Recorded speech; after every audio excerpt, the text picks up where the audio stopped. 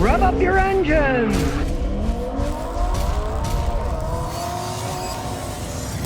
Today I got an interesting car. It's a Ford Focus. You might say, what is interesting about a Ford Focus, right? I have to admit, the regular sedans, they're not very interesting, but this is a Focus RS. This was made in Germany. Has a 6-speed standard transmission. Very comfortable racing seats. Even though it's got a baby seat in the back too. He has a wife, he has a kid, and they have Toyotas that they use to transport most things around, right? This is his fun car. He bought it used 4 years ago. He's had a lot of fun. The only real complaint is that the air conditioning recently stopped working. Well, it is a Ford after all. I imagine the refrigerant probably leaked out, right? He's in New York State, doesn't usually get all that hot in New York State. The heater still works.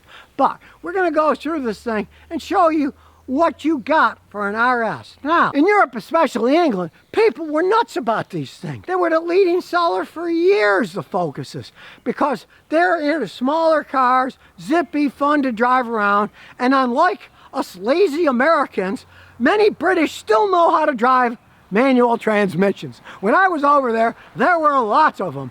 Over here, they can't rent standard transmissions to most people because they don't know how to drive them. You can see the low profile tires. He says he hasn't had any problems with them yet, except with the bother in his back because it rides rough. All those low profile tires ride rough. You know, get yourself in a Honda Civic Type R and you'll see what I'm talking about.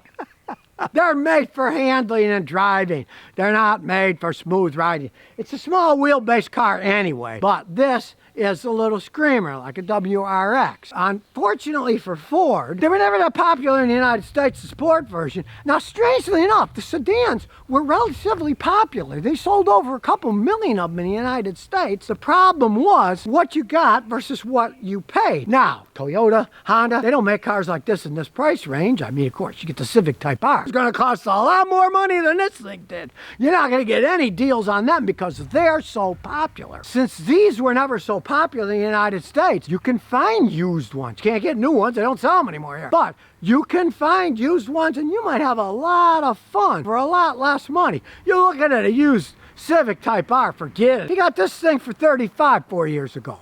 You're not going to get a Civic Type R for that. Now, as we open the hood, it's got the usual crazy Ford latch on the side. It has an inline 4 EcoBoost engine. We'll take off the beauty cover. Ford's as crazy as the rest of them.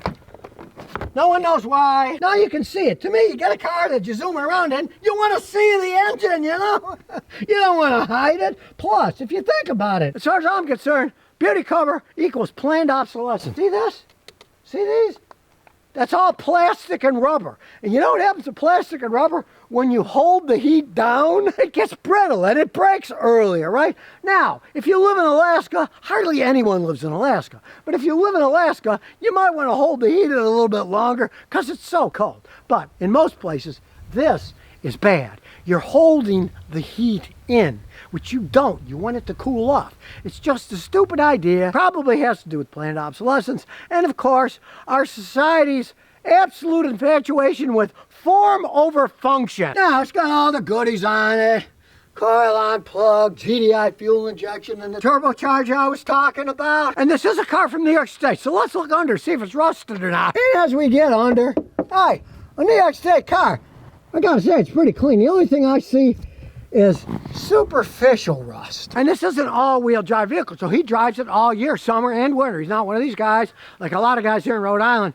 They get their beauty cars in the garage so they go for the winter, and they bring them back out in the spring. No, this has been on the road the whole time. Got no problem with the all-wheel drive system. No, he used to put snow tires on, but he said these all-season tires that he's got, Goodyear, he said, it doesn't bother him more, and he lives in New York State. You know, I mean, when the snow's 6 feet deep, it doesn't matter what you got. You gotta wait for the snow plows anyway. Didn't even bother with snow tires on it. And being a RS, you can see it's pretty low to the ground, so you're not gonna be flying over speed bumps anytime soon. And in this case, the old scan tool, got a little hole here.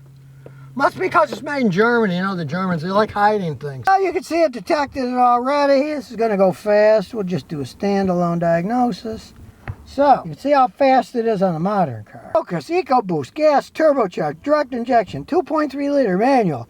It knows everything. Here we go, there's the topology and On your mark, get set, go. 6 trouble codes. Let's start out with 3 of them over here. Driver's door module. We might not care about it. We'll see what it says. Okay, so it says it's got a fault of the rear window motion position sensor, lost communication with the body control module, and switch pack. Now, we're not really going to care that much about it. For the time being, we'll erase those codes. Now, all of these things could have been done years ago. When people work on these things, they got so much electronics. A lot of times, guys will just fix something, and then they don't have a machine like this, so they don't reset it. If you got a regular scan tool, even a $400 or $500 one, you push it, reset, yes, yes. It doesn't reset everything. It only does the OBD2 stuff. This is long behind this. This is all communication codes. So they can have all kinds of glitches that do that. Now we'll go to the PCM. It's got 2 codes too. The powertrain control module. And let's see what it says. It's thinking. Look at it's PDM. Passenger door module. Well, I guess one door's got a problem, the other has to too, right? It wants to match it. See what that door code is? Communication with body control module. Well, that body control module is losing communication. We'll erase that too. And he did tell me that. In the past, sometimes it was idle, a little weird, stalling out, and if you get too low of an idle, the alternator won't charge right, you won't have enough power. All that could be just coming down to that. Let's start it up. And we'll go back. We'll go to the computer and we'll look at live data. Now I realize being a toy, it's still kind of a baby. It's only got 52,023 miles on it. We're gonna have all kinds of data. Because not only is this car made in Germany, but it is the EcoBoost system with GDI, computer ignition, turbocharger. There's a lot of data in this thing. Oh, here we go. We'll start looking at it. Good thing it's color-coded. So far, it's all black, which is good. Shows you all the camshaft data. Even has a crankcase pressure sensor. I mean, these things are just wild. Shows you the boost pressure. Shows you the evap system. Equivalence ratio, okay. 1.00 is perfect. Oh, it's 1.01. 1, now it's perfect. Oh, now it's off 1/100th. So it's pretty close.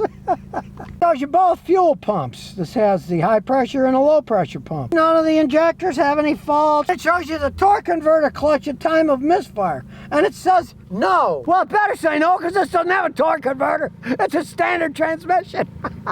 They have all kinds of software and information that aren't used by certain cars. They don't rewrite it for every model. They just don't activate that part. Information on the turbocharger. It is a very complex turbocharger. It's got a reasonable wide view. Not the brightest screen, but probably needs a little cleaning. Oh, as he said, it's not just the low profile tires, it's the whole size of the car. When you hit these Rhode Island bumpy roads, believe me, you're gonna feel it. You can feel it, you can hear it. This car is like a grown man's go-kart. It's fun to drive. It's not a smooth ride, but it's not meant to be a smooth ride either. Now, to the left, people to the right. So we'll be waiting a little while here. All right, here we go. Whee! Hey, this little baby's a lot of fun to drive. Now, for you maniacs, it is all-wheel drive.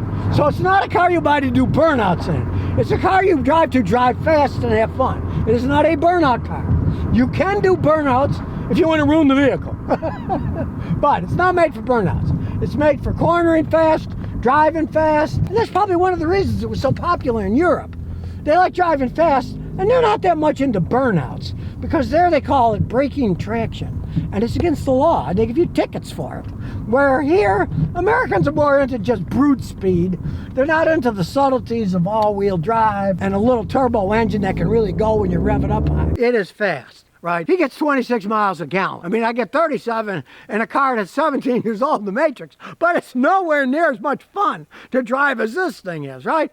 It's zippy, and for that kind of gas mileage, hey, it's to be expected with this kind of speed on it. But he's had no problems other than the AC's run out of refrigerant. Everything's worked fine on it. It's exactly like me, changes the oil every 5,000 miles using full synthetic oil. So you take care of it. That's the thing about EcoBoost engines. You must change the oil all the time. Even more important to change your oil every 5,000 miles. But hey, a fun little zippy car. You'll never be able to touch a Civic Type R for the money you can buy these things for. You just can't. A fun, zippy car. Mainly made for the European market. Americans want big engines, smooth rides, you know. They don't want a little car that you can drive like a maniac. That's not the American way. So, it's a niche car in the United States. If you're looking for a niche car like this, you might try to find a used one with low mileage like he did. So if you never want to miss another one of my new car repair videos, remember to ring that bell.